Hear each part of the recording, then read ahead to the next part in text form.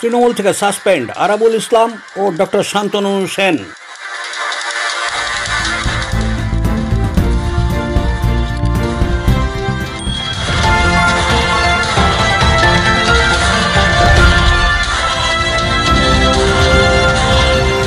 এই মুহূর্তে সবচেয়ে বড় খবর, তৃণমূল থেকে সাসপেন্ড করা হলো আরাবুল ইসলাম ও ডক্টর শান্তনু সেনকে।